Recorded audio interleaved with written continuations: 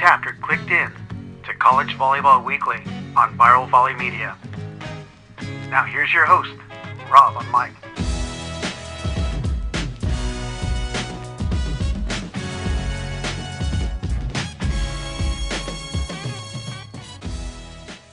Hey, good day, everyone, and welcome to episode 11, I believe it is, of College Volleyball Weekly in the 2023 season. Jay Hosick of George Mason, Brad Rostratter of UC San Diego, Dan, friend of Lewis, and Theo Edwards of San Fernando State University, otherwise known as Cal State Northridge. And we're going to jump right into it because I know we have very limited time here, but College Volleyball Weekly Part 2, Valley Edition, or were you in San Diego? That's what I want to know. UCSD versus CSUN, number 12 CSUN. And, let's have Brad talk about the result first, and we'll go to Theo's response afterwards. Yeah, it was, Northridge, and we headed up to Northridge, and we had a good little drive up there. Obviously hit some LA traffic, but yeah, the boys came in and they were ready to go and they were ready to play. And it's a testament to the work they've been putting in, and they've just been grinding and getting better. And we haven't had the best results, especially over the last 3 weeks or so. And starting off with more Big West play with our finals weeks going on now. But yeah, the boys were ready to roll, and they played some really good defense and frustrated the CSUN attackers and frustrated the CSUN servers as well, which was probably the biggest differentiating factor, was just the service errors on the Northridge side of things. Which isn't going to be much of a shock to Theo. But yeah, we played really well. We got some good breaks too. There's some funky plays that went our way that were just kind of random, but it was a battle for sure. Well, let's take Theo's sake, then he can talk about, they came in at number 12, tied with Ball State last week, and then you had a run of a week that wasn't so hot for you, but it actually one of the matches comes across a team that's we're going to be talking about a little bit here, because they're actually atop of the IVA. Did not realize that they were that on fire, but I think one of the other coaches, either Dan or Jay, actually called that. So Theo, take a shot. Yeah, sure. I think Brad hit it on the head. They came in, played tremendously well. Our team came off of an idle week the week before, and I think we were about 10 days off of competition. And I think in hindsight, that was a mistake in the schedule, because it definitely hurt us in the long run. And there were some really, really interesting plays that happened in that UCSD match. And, I think our guys battled, but there was a moment I told Brad after the match, even when we did things right, it found a way to go to San Diego. There was an ace where it was kind of a deflection play. Outside hitter passes the ball, it bounces off his arm, hits the libero in his face. Ball shoots towards the net. Their middle turns and just gives one of these and pops it over. And I'm just sitting there like, dude, I don't know that there's anything we can do to stop these guys. There was a stretch of probably about 5 or 6 really, really nice swings, and San Diego dug every single one of them. It was just some really, really good ball being played on their side of the net. And a little too much for us to get over the top. And I thought they played great. And tip my hat to them. They did some really nice things. There we go. That was the Big West match of the week, UC San Diego at Cal State Northridge. But let's look now at our top 15 recap. We're going to start off with number 7, Pepperdine. Oh, wait, I want to talk about that. I got this bottle of wine that Brad sent me that is fantastic. And the thing that Theo doesn't know is I was actually at that match. I'm the one kind of directing those balls that you had no clue about. And so I just let you guys know that Theo hates me right now, which is okay. Brad loves me. This is kind of how it goes. You know what I mean? Yeah, this is definitely the CVW. This is the ghost of Dan Friend, who absolutely came out and jinxed me. Unbelievable. No, it's Jay's jinxing or Friends funking. So well, I'll comment on the second on the match. What's funny to me right now is you could tell which coaches on this panel have been at it longer. If you look at my office and Dan's office, there is a whole bunch of stuff going on in the background. And then you look at Theo, who's been coaching a little bit, at Northridge. He's got a little bit of stuff in there, a little accoutrement. And then you look at Brad, completely dead empty. There's not a thing in there. And what's really going to be fun to watch is in 10 years, 15 years, if Brad is still doing the show or another one, how packed his office is going to be. That's, he's going to have all these fun little memorabilia from over the years. But you know what? Here's the thing. We talked about it before. 1 through 5 are going to beat each other on any given night, which we saw this weekend and we've seen in weeks past. 6 through 20 are going to beat each other on any given night, which we've seen throughout the course of the season. When some of those teams break into that upper echelon and beat some of those teams, that's when there'll be something really big to talk about. But there's nothing here other than Brad's team that night executed, maybe got lucky on a few plays, which happens in volleyball, but they executed that night. That's all that is. It's not an upset. It's not, Brad like found this magic little thing to make his team work. And it's not that Theo's doing anything wrong in his gym. It's two good teams in that tier just beating each other up. And I think it's fun to watch.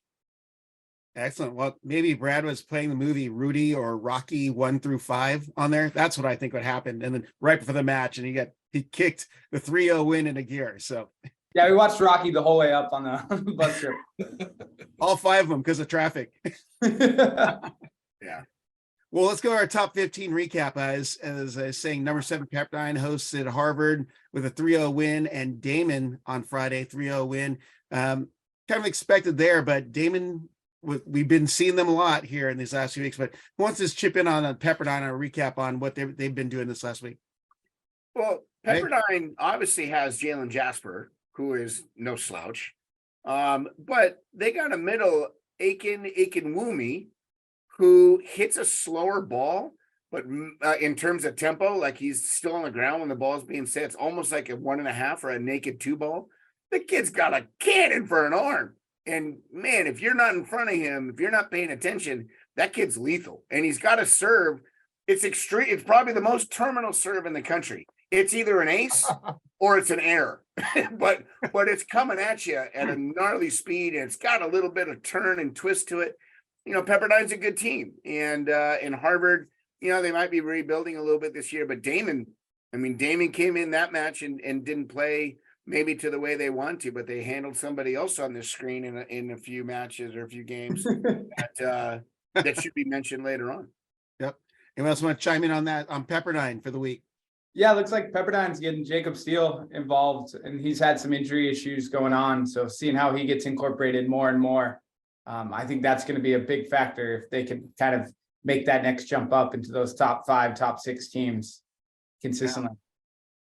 I didn't see that on the box that Jacob Steele's been making some appearances. So hopefully he's over whatever it is that kept him out of the lineup. I imagine it's the injury protocols, and he's back and getting the waves ready to go for the late season run here. Next team, number 6 Grand Canyon, 2 matches last week, still an undefeated week. We'll say Princeton 3-0 and Princeton again 3-0.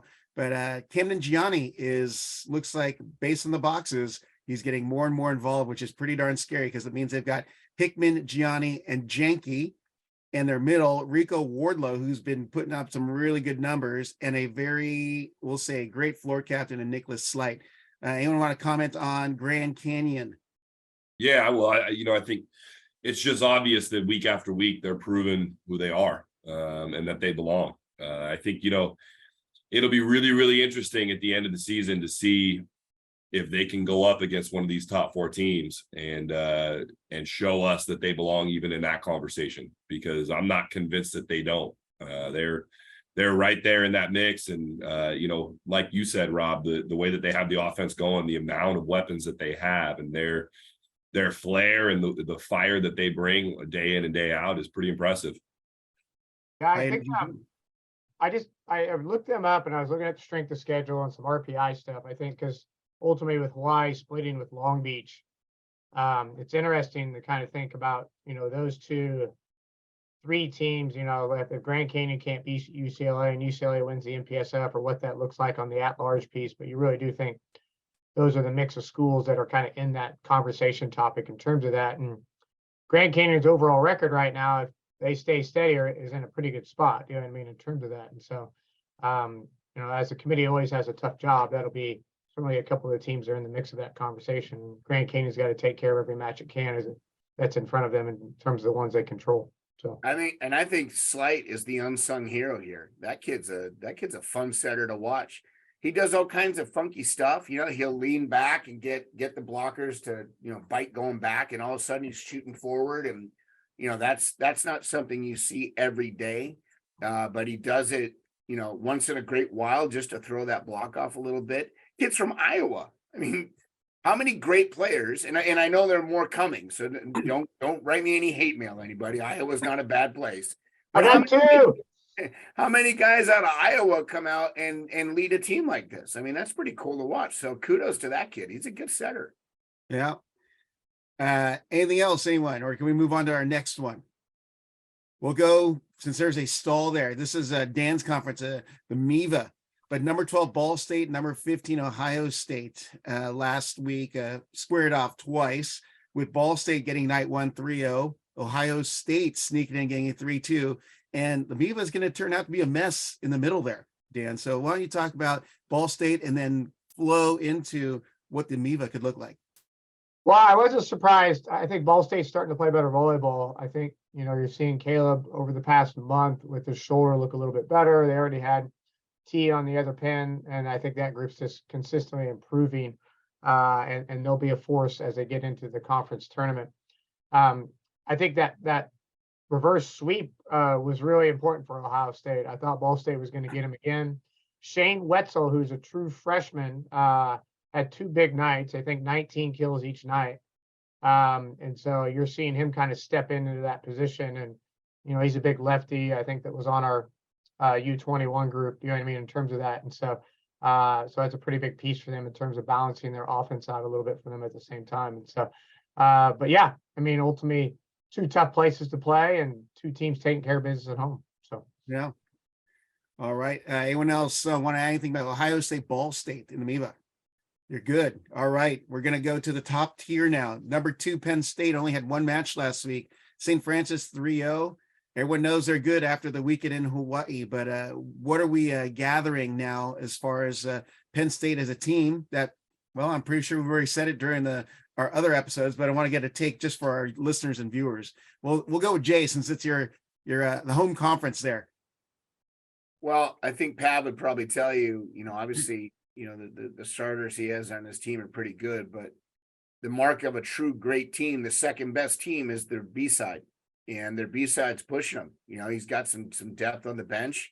He's got some fifth-year guys that took advantage of the COVID, and they're playing well. And if one guy's having an off night, they're just reloading. They're not restructuring or rebuilding or making any changes. They're just inserting another guy, and next thing you know, the guy's coming in and killing it. Kerr's probably one of the best backup opposites in the country. And then Valenzi's been coming in and steadying him out should Koval be having an off night, and vice versa. So it'll be interesting if they didn't have Bogner and they didn't have Merck, how good they would be. And by that, I mean, Bogner's in my eyes, one of the top 3 setters in the country. If they don't have him, should something strange happen, knock on wood for Penn State, that would be interesting to see, because he makes that team hum. And I'm we're going to see them in a few weeks, but man, they are good and they are fun to watch. I just have to explain the metaphor, because there are some people that are pre-2000. When you said the B side of team, just in case, that's called a record, and bands would market the number 1 song. They'd have the A side. I'll give you an example. The band U2 released a single, Boy, on one side, but what was on the B side, which is Sunday Bloody Sunday, which is a team that broke them into rock and roll history. So it's called a record. They're vinyl, in case you guys are wondering, they're listening. So I'm not gonna lie here. I didn't know that. Wow. I'm really surprised by that. Well, let me hit you a little something, Brad. And I don't know this from experience, but back in the day when you had a double album, that's where people would roll their joints on. I'm just saying. Whoa, hey, family-friendly show. Hey. Well, hey, I think it's worth noting, though, as well, that I believe tapes also had 2 sides, and you could flip those bad boys over, and you could play on the other side of that as well. Important to know. That's awesome. I love that Brad did not know. One of my first tapes, Sir Mix-a-Lot, Just so you know. Hey, Buttermilk Let's say biscuit. what the song was. family friendly television show here, Dan. Go and say the name of the title track, Dan. All right. So, hey, back to Penn State. Yeah. I think they're going to be your new number one. That's my guess. Yeah. I think. I agree. I think ultimately deserving so, and I think any of those four teams could be number one at any given time. But I think it's Penn State's opportunity. Those guys split, and Penn State could be in a good spot to do that. So Dan, tell me why you think that. Why I think that? I think Yeah. because they split Hawaii and Long Beach. Do you know what I mean? And I think with Penn State beating Hawaii and splitting with UCLA on the season, I do think that gives Penn State just that edge, at least right now in this week. You know what I mean? In terms of that. And I like where you're going with this, Theo. I actually had UCLA number one, Penn State 2, Long Beach 3rd, Hawaii 4th. And the reason being is UCLA absolutely demolished Stanford in their house twice, 2 nights in a row. The first night was 12, 12, and 12. Like, it wasn't even close. And UCLA beat Penn State last week. So that was my reasoning. But you're right, Dan. It could go any direction in those things.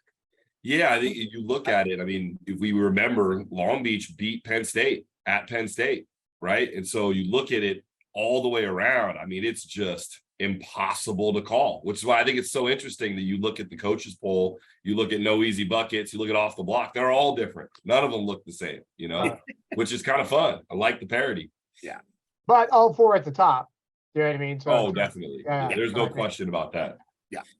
Yeah, so I was going to say, so the media poll at Off the Block had Penn State number one this last week. So, chances are Penn State be back-to-back number ones, what I'm thinking. And while we're at it, Penn State, got it for you, Dan. It's Bogner got back set in relation to the Sir Mix-a-Lot tape that you had. So That we was can kind of awful. reference it that way.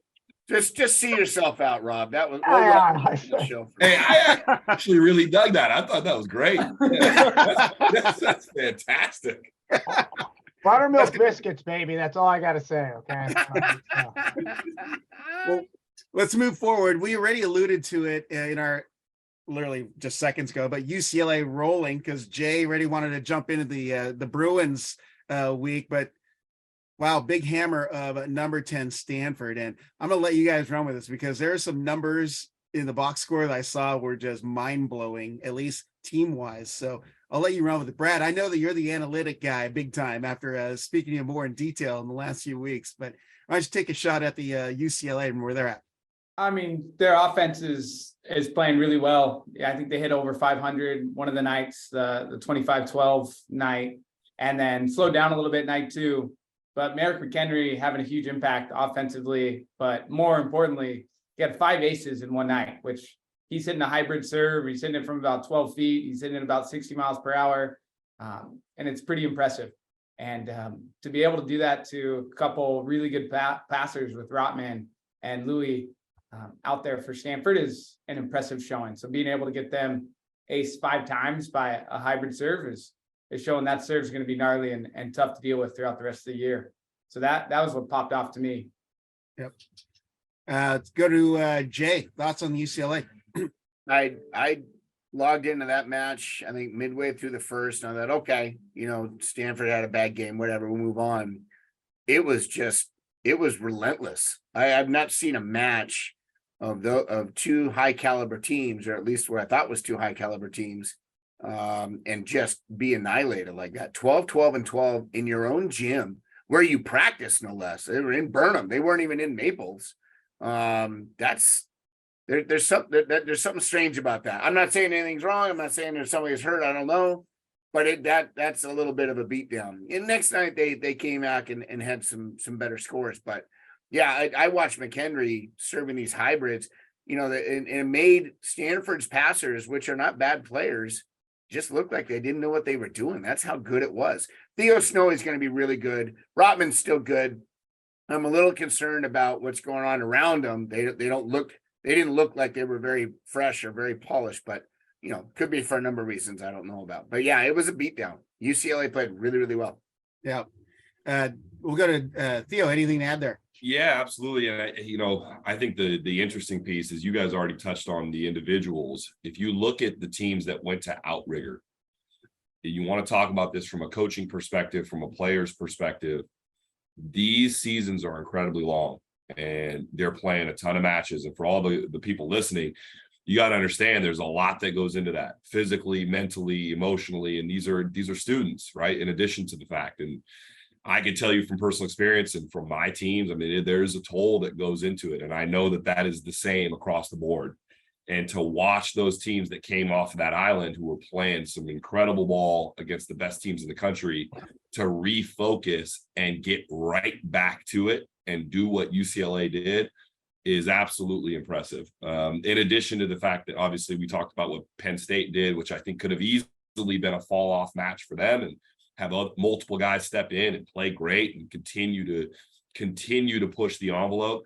And then obviously Hawaii and Long Beach, something really, really similar, right? Really, really high level ball and just absolutely bringing it. And I think that as the season goes on, the best teams are able to do that. They're able to come off of, whether it's wins, whether it's losses, whether it's splits, come back the next week and still be sharp and still be executing at a really high level. Yeah. Let's close out. I was gonna say, I think that's where that depth comes in with those top 4 or 5 teams right now. Like, UCLA, we know has depth. We know Hawaii and Long Beach have a little bit of depth. Penn State's got depth for sure. And so those could be some separating factors as you get into the end of this and where teams are at a little bit. And it certainly separates the top 5 teams from the teams that are below them a little bit in terms of the rankings and stuff. Well, it's actually a great segue into the next topic, which is Big West brawling, because we did have another big match in the islands. It was number 1 Hawaii versus number 4 Long Beach State, and wanted to focus on night 1. Now, Long Beach State comes in, everyone's thinking Hawaii is super strong, 3-0 sweep. Let's talk about night 1. Start with you, Jay. All right. Again, I think Theo nailed it. These top tier teams, whatever night they come in, it's kind of a crapshoot. I don't think anybody really knows who's gonna win each match, and that's what makes it exciting. It's not like one team is just dominating every single team. It's teams in that top tier, they're beating each other up, and it's fun to watch. My only hope when it comes down to the Final Four, should those teams be involved still, I hope that it's not a 3-0 sweep. I hope it's 2 teams that are playing their best volleyball at the same time, and we'll get some really great volleyball to watch at the end of the year. Let's jump over to Brad. Yeah, night 1, Long Beach dominated offensively, and their middles were a huge impact. And I think Shane Holdaway, offensively, he's been putting together a really nice year, and he doesn't get a ton of love. He gets a little overshadowed on that team, but he is really impressive. And I think, let's see, night 1, he hit 778. Yeah, 7 kills, 9 attempts, like just an impressive, steady night. And really, Hawaii did not miss many serves, which is normal Hawaii with 7 service errors. So that means Long Beach is passing well, able to set a lot of quick and be super efficient, hitting over 480 on the night, which is a testament to Aiden setting that team really, really well. Yeah. Jump over to Dan. Yeah, I think we had this conversation a few weeks ago about just the impressive offensive clips. Hawaii is a good defensive team, if not one of the best blocking teams in the country. And Long Beach goes out at their house and hits almost 500 for the match in night 1. And so it's just impressive by Long Beach. I think Aiden Knipes has been criticized quite a bit, but you've seen his progress as a player improve, and he's finding these middles on the move and off the net, and creating some offense with this group, and he's worked really hard at it. And so compliment to that group about getting it done, and then compliment to Hawaii about responding.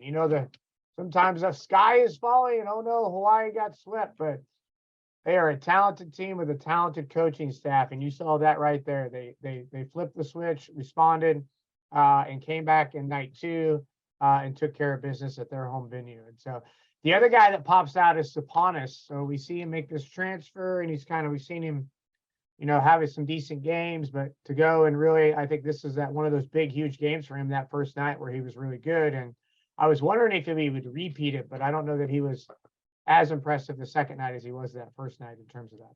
So, well, I think from what I saw, at least box score wise and watching it, they kind of focused on Sipanis on night 2 because he wasn't as productive. Well, obviously in the loss, they weren't as productive, which was obviously the end result for Hawaii. But man, I love watching that chess match, seeing those little tweaks by you coaches. Oh, you know what? We lost set 1. Let's make this tweak out, or match 1, whichever. But seeing that chess game being played, or spinning the dial, or inserting a different personnel change at just at one position, or maybe even all of them. But I love seeing that adjustment by all the coaching staffs that they're doing as they're going in match. But Theo, finish it out here. Yeah, that was exactly what I was going to talk about. Is Sabonis. I mean, he night 1 he hits 531 on 19 kills, which is absolutely ridiculous. And but the more impressive piece, and kind of Dan touched on this a little bit, right? Sabonis has been really up and down, and so I don't know that anyone expected him to have that type of performance on night 1. But then to watch Hawaii respond, and Rob, you're spot on. They absolutely keyed on him. And they went into it with the mindset of, we have to stop this guy if we want to win. And they did. They absolutely bottled him up. They made his world incredibly difficult to score. They touched a ton of balls and were able to transition a bunch of his swings. And and that's the code for a really great team, right? If you are able to figure out what the puzzle pieces say, and what do we got to do to win this, and be able to put that together and execute it on the next night, or hopefully it's the next set, right? Stop the bleeding and be able to change it mid-match. In this case, they couldn't do that. They were able to refocus and get after it the next night, and pretty impressive to turn around and sweep them the next night. I don't know that anyone predicted the first sweep. We sure as hell didn't predict the second one. Yeah. Well, night 1, and I point this out because Long Beach went in with a game plan, and it was obviously to shut down Spiritos Hawkes, who I don't think in the entire time he's been playing, I've never seen him hit anywhere near below 100, and he was at negative 045 on night 1. So, the plans played out accordingly. And as a volley nerd, I'm like, oh, that's what happened. Or in the night 2, oh, that's what happened. So I love the strategy panning out there. Let's go to our next topic there. Unless anything else to add on the Hawaii Long Beach series. I think for me, night 2, there was a huge point that was very controversial with Spencer Olivier's on a 4-point service run to tie it up 24-24. Long Beach wins the point, and there was a weird play at the net, a joust, and I was watching it live. I happened to tune in for this stretch, and Charlie calls a challenge on a net touch on this out of system set. Sabonis sets it over with 2 up into the block, and the net's bouncing around and moving quite a bit. And they call a net on Sabonis there to give Hawaii set 2, 25-23, instead of what would have been Long Beach serving 24-24. And on all the replays they were showing, and I went back and watched it on Volumetrics, did not look like a net. And there was no net originally called, and Long Beach was clearly upset in the moment, and I think deservedly so. And I thought that really kind of took away a chance for us to see some of those best players playing their best in those big moments. And I was definitely not a fan of seeing that. Question for you guys, but does Volumetrics have the same video footage as we're seeing on the screen now for our streams? No. Wow. Behind the end line. You got to be bringing the fan question topic back up. The video challenge, huh, Brad? Come on. Brad, if you didn't like those calls, you would have hated the Damon match. I'll tell you what. Well, yeah, that was a little controversial, that last call that was made. That was, I don't know. There's been some questionable calls around the country. I don't know what's going on, but yeah. It's a Chinese weather balloon that's doing that. I'm telling you right now. Don't mention Chinese. Don't say anything about that. Sorry. It's just a weather balloon. Okay. Let's not get any hate mail here. Politically correct show, Rob. Get on it. Even if it says made in China on it. So we wanted to go into another conference that's been showing some volatility. We'll say it's Dan's home conference, the MIVA, because there are a few upsets in the week. Dan's team against McKendree, PFW, the upset of Loyola, which, wow, big time, is a reverse sweep, I believe, in that one. But I wanted you guys to talk about what you saw with those two matchups in the MIVA and what is happening in the MIVA, because you have now Loyola with a loss, but from 2-1, it's still, I mean, to me, it looks pretty wide open except for the bottom spot. So, Dan, share a little bit there, and then we'll go to the other guys. Well, I mean, kudos to Rock and his group in Purdue Fort Wayne. I think those guys found a way to grind it out. Their setter Sergio was pretty key in that fifth game. He came up with a couple blocks on Cole Schotthauer, and so that was the pretty big turning point at the end of that game right there. And so, but John Dietrich, 19 kills. That guy's been a workhorse all year. I believe he got his 1,000th kill. I don't remember if it was Charleston earlier in the week or on this match, but just so you guys know, he's my player of the week, so please don't steal him. So, but I think, you know, they've done a nice job, him and Bryce Walker, of carrying that offense for them with some other pieces kind of stepping in. And Loyola's good. And again, the fall is not sky. Loyola's probably been a little up and down with some play when I've watched them, but they're going to get refocused. And, you know, sometimes you take a tough loss like that, and the unfortunate piece is I play them next. Do you know what I mean? So on Thursday, but I think you'll see them be just fine towards the end in terms of where they're headed. But you talk about where the league's at. I think the Lindenwood Ohio State match is key coming up, because Lindenwood's sitting at 6-2, and you know, Purdue is at 4-4. We're at 4-4, and you know, so there is a little bit of a bottleneck there. And I thought we did some nice things against McKendree at home, which was good to see. And so, yeah. Just want to correct that. It was a fought off a reverse sweep. They were up 2. Loyola took the next 2 and a 15-12 in the fifth. So with that, let's jump over to Brad and the thoughts on the MIVA action and the ball. In the Lewis McKendree match, like, it was just good volleyball, and it just looked like Lewis made a few more plays, like 25-22, 25-23, and all those sets. And that's kind of par for the course for what the middle of that conference looks like right now. And then when you look at Loyola, Purdue Fort Wayne, I mean, it's Diedrich versus Parker Van Buren, more or less. Parker had 54 swings. Diedrich had 62 swings. So those guys hopefully had plenty of ice on their shoulders afterwards. But impressive performance by both of them. And I think Loyola, really the key for them, and kind of for them to be pushed into supremacy within the MIVA and into that top tier, is going to be what happens with those left sides. Schotthauer has the ability to play some really, really high level volleyball. And then with Colton Brooks or Jack Yentz, whoever that second outside is, I think it's been a little bit more Colton Brooks as of late. But whoever that second outside is, if they're playing well, then Loyola is really, really scary. If they have some off nights like they did against Purdue Fort Wayne, then they're beatable. Yep. Anything else to add? Other guys who haven't responded? Yeah, Colton Brooks went down with a rolled ankle injury in the second game, and I think that was a major factor for Loyola not having a little firepower that maybe they expected from him. But yeah, Purdue Fort Wayne, just lost to Charleston, I think the week prior, and then they came back and beat Loyola. So again, it just shows you anybody can beat anybody on any given night. And I agree with Dan. The setter at PFW is doing a nice job. He's moving the ball around. Dietrich just got an NIL sponsorship deal with Blue Emu for his shoulder, because the kid is swinging a ton. See if he can hang on for the rest of the season. But you know, it's fun volleyball to watch for sure. Yeah, it's Sergio Castillo for PFW, 40 assists, 11 digs, solo block, and 5 block assists. So not only contributing offensively, but putting in its defensive work against Loyola. Yeah, and I'll add that, you know, with Diedrich over at PFW, seeing him at the outrigger, and he gave problems to the best teams in the country. So there's really no shock that he's able to do what he does, and he's continued to do it, which is pretty impressive. But I think the dark horse in the MIVA right now is Lindenwood. And they're definitely, Dan touched on this a little bit, but those guys are poised and in a position where they're a few wins away from making this thing really, really interesting. Obviously, we got Lewis Loyola, the crosstown rival matchup this week, which is going to be incredibly fun to watch. But it's anyone's game at this point, and that's what makes it exciting. I think hopefully the fans come out and watch some of these matches that are coming up, because the MIVA is looking really interesting. Yeah. Just touch on the conference standings really quick. North Greenville, top conference. Carolina's at 5-2. EIVA, Penn State, and 4-0. IVA, Lincoln Memorial up 3-0.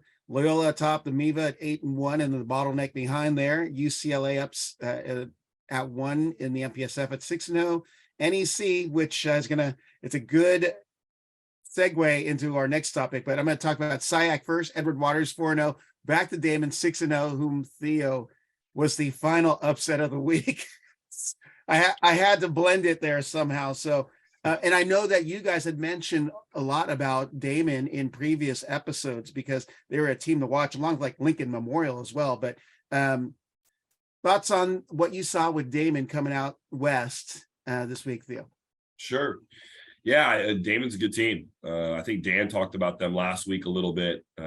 Senior heavy team, I think mostly seniors and juniors on the floor for them. And they're doing some really special things. I think their offense is a little unique. They have a 5'10" outside hitter, which is not something that you normally see. But he's got a great serve and he's a nice passer. So he does some really nice things in there for them. And that's really why he's on the floor. Their opposite is legit. He is absolutely legit. Is that Zach Schneider? That's Schneider. Not the director of the movie The 300? Yeah, that is correct. And he had a fantastic match against us. He played pretty well, I think, most of the night. But if you watch even their matchup against Pepperdine, Jasper didn't play great. They kind of contained him a little bit.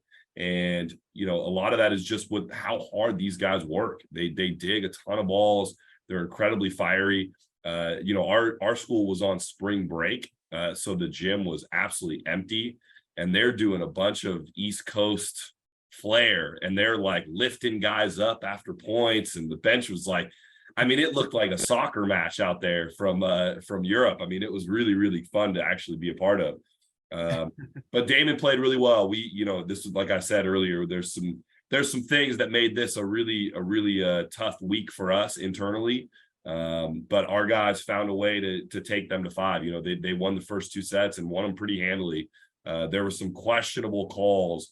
I think we talked about the option of whether you call throws or don't call throws, and it became a massive factor in our match. I think we had 6 throws called against us, and maybe one of them is called in the 80s. The other 5 probably not. And it was at some pretty pivotal points, and unfortunately we ended up being on the not so receiving end of that. It didn't go great. But I tip my hat to Damon. Damon's is playing great, and Donnie's doing a fantastic job with that team. And they come out here for 3 matches and found a way to get one at the end. Yeah, 12-3 overall. So respectable record without a doubt. Guys, want to chime in on the Damon? Jay? Yeah, I do. First of all, Schneider's my pick, so don't anybody steal him. The thing that impressed me the most was the fact that referees are starting to call these throws. We've been talking about it now for a while, and I think it's the biggest farce known to man that these things are legal. They're awful. They're not legal. They're throws, and people are getting away with it. And now all of a sudden we're seeing a little bit of a shift back in that direction. Not only were there throws called in Theo's match, I saw Stanford get called. There's probably 3 or 4 throws that were called in that match. The PFW match against Loyola, there were throws called. And so all of a sudden you're starting to see a little shift here where the referees are saying, look, this is not volleyball. This is now changing how the attack is being done. And I welcome it. I really do. I miss watching guys have the ability to roll shot a ball or, knuckle a ball over when it's really tight, or maybe a little quick swipe. But when you see guys taking it, and there was one guy at Stanford, the setter went up, literally caught it like this, turned, and then threw it. And that's just absolutely unacceptable. But we've seen that. We've seen people getting away with that in recent months, and now all of a sudden it's being called. So that's the only thing I want to comment on. Damon's good. Damon is going to be like the Cal Baptist. And when they get into the NEC next year, those other NEC teams better watch out. Donald's doing some nice things up there. All right. Did anyone else want to add on to the Damon topic? Yeah, I think this. He always has been. He's an impressive player. All right, over to Dan.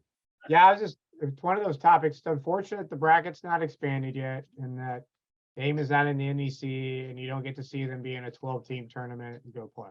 You know what I mean? Because I know talented group, older group that, like Theo said, that unfortunately won't be in this postseason mix when it comes down to it. And so, but compliment to, Gleason's been doing a great job. He's got a great group. They're doing some really good things. And to win the third match on a West Coast swing, and however many attempts he's taken, do you know what I mean? That's just that kid's in shape, do you know what I mean? Because that's a wear and tear for sure. Do you know what I mean? In terms of Good call. Hey, Yeah. with that, let's go into our coaches pick player of the week. And we know Jay's and Dan's, so we'll still ask them so they can put it flat out there. So we'll go with Jay. Yeah, Zach Schneider from Damon, 26 kills, hit 488 against Northridge. That's a pretty good performance from a kid. Third night of matches in 4 days or whatever it was, 5 days. Kudos to that kid. Did a nice job. That's as close to a salt shaking moment we've had on this episode on Theo. Hey, I've had my fair share of salt thrown on me, around me, everything. So I don't feel bad for you, Theo. I'm sorry. Yeah, I actually feel like I had it coming at some point. All right, Dan, who's your guy since you already threw it out there? John Dietrich, ultimately instrumental in their win over Loyola, as well as getting his 1,000th kill and having a great season. And I think Jay said it, his NIL sponsor. Who was that, Jay? Who should it be? Blue Emu. Blue Emu. But yeah, John Dietrich. All right, let's go over to Brad. Who's your pick of the week, your player pick of the week? All right, I have multiple choice, and I'm going to ask Jay for some help. Jay, do I go with my Orange County homer, or do I do my new San Diego homer for this pick? I think you got to go with your new San Diego. Andon Gianni. There you Grand go. Canyon. 13 kills and 12 kills, 3 aces both nights. Crushing it. Good call. And then to Theo. Yeah, I think I'm surprised no one said this yet, but I'm going with Heno. Obviously what he's doing from the end line from a serve perspective is breaking records at UCI, has the potential to break some serious records, across all of our programs. These wins that they had against Santa Barbara, he hit 346 on 13 kills, had 3 aces, 2 blocks, 3 digs. He is playing some really, really high level volleyball. And me and my staff were talking about it earlier. I can't remember, and I was going to ask you guys this question. Who is the best lefty outside you have seen to date? If we're not talking about Heno. I can answer. Ozzie Antonetti of BYU. Opposite. 6'1". He was an opposite. He wasn't an outside hitter. All the times I saw him at Irvine in the old Crawford Hall, he was an outside. So, wow. All right. I was wrong. Yeah. Ozzie, but Ozzie's a great call. Kid's legit. And he's only 6'1". Hey, wow. Any others? Yeah. It's a tough one, right? Yeah. It's a tough one. You don't that's- see it very often, and he's doing it to a real high level. It's pretty impressive to watch. Yeah. Just want to add on Hilaire Heno, just put in perspective. And only reason I have this stat line in my head is because I worked the broadcast on Friday night. But Heno broke the season record ace total for UC Irvine, which was 61, has 62 on the season, broke Carson Clark way back in 2012. And that was over a 4-year career for Clark. Heno's a sophomore. Yeah. So, and there's a lot of season left. yes. I mean, this is incredible to be breaking it at this point in the year. Yeah. Yeah. And he did have a run where he had 8 aces in a match and got 9, I believe, just within the last week or so. So His isn't even a pace thing. It's his ability to control the ball from a short chop stander. Like, he certainly has some pace, but some of the other guys we talked about in the past was like a guy like Gabby he's just going to blow you up. You know what I mean? But he's got so much control and range, and it looks so similar. It's so tough to handle. So, yeah. Dan, I think that's one of the least talked about things when it comes to jump serves. Most of the men's game is just looking to absolutely bomb away. And sometimes it's the consistency, right? Your ability to control it, maybe put it on the weaker passer and be in a position to score a ton more aces in that position. So he's doing it well. And with him, we saw it a lot last week, and he's so good at being deceptive with that depth change, right? And you saw it with those 4 straight aces against Penn State, and that got a lot of notoriety, but he can hit it 65 miles per hour and then looks almost identical apart from one frame on volumetrics to when he does his chop shot and cuts it. And, you know, it's been interesting to see lots of different coaches try lots of different tactics to try to slow that down or try to mitigate that consistently. And whether it's start defending in row 1 or trying to put a different middle up there or using the 4 passers, it takes a lot of concerted effort to be able to stop that and slow that down a little bit. And it draws away from a lot of other focus that you have going into the match. I would agree with that. I'm going to answer Theo's question. Chris Crashauer? Ooh. Oh, wow. That's an old name. Man, you had to go back in the books for that one. Yeah. Crash, as people called him. Yeah, kid was good. Lefty outside. Want to shout out Kevin Barnett, the originator of the Net Live podcast 2009, was at the Irvine match, Santa Barbara match, because his son Reese is an opposite on the team, who unfortunately was out again due to a unexpected injury. But just wanted to shout out to Kevin. I know you're listening in here, and great seeing you, and just happen to be wearing this bad boy tonight. Nice. The last of the Net Live shirts, but Irvine went out 2-0, but man, if there's a team I just couldn't feel more sorry for our coach is Rick McLaughlin. He's got Jay Hossack's team injury, just guys dropping off. But what's crazy is those guys are still battling and in the match. So, but with that, I want to jump into pick one match you're watching next week. We're short on time here, and I think we have to jump off here soon. So let's start with you, Brad. I got one. Conference Carolina, King versus Erskine, the battle to kind of keep up with North Greenville. I think that's going to be big in terms of setting them up for first or second in that conference. Good call. Over to Jay. This match sponsored by TJ Murray. I'm going to be watching, besides my own match versus Loyola, I'm going to be watching Princeton versus Loyola on Saturday. Princeton has a couple guys that can bring it over 70 miles an hour from the service line, and that's dangerous. And I'm going to be watching that one with bated breath. All right, over to we'll go Dan. Pepperdine and BYU, right? They got 2 matches coming up, so I think that'll be pretty pivotal in the conference race. And as BYU has been trying to climb and get better, and so it'll be a great matchup. I think 2 top 10 teams. So. All right, good call to Theo. Yeah, I like the Concordia and Grand Canyon matchup. I think Concordia is playing pretty well right now. They beat Damon in 3, and they're also one of those teams that I think that a lot of people might sleep on. They do some really nice things and incredibly scrappy team, and maybe an upset in the making. We'll see. Well, I'm going to throw one down there because it's the Battle of Chicago. Louis Loyola at Loyola. So we'll see if the golf tournament friendlies still hang around that matchup. Right, Dan? Between you and Hoxie. I got a new name for Dan's school. It's UCR, University of Chicago, Romeoville. Oh, nice. Yeah. I don't like that, but okay. So it's better than Pornhub State for Northridge. I mean, that's kind of oh my God. They're with the family out the window. Hey, well, they instated some new laws that all moved out. Oh, really? Oh man, that was the big thing back in the day when I was playing. There's some protection laws, so it all went to Arizona. Wow. Well, I retract my statement. There's been no Jade Jinx handed out or friend funkiness, so we're okay this week with everyone. But want to thank Jay Hossack of George Mason, Brad Rostratter of UC San Diego, Dan, friend of Lewis, and Theo Edwards of Cal State Northridge.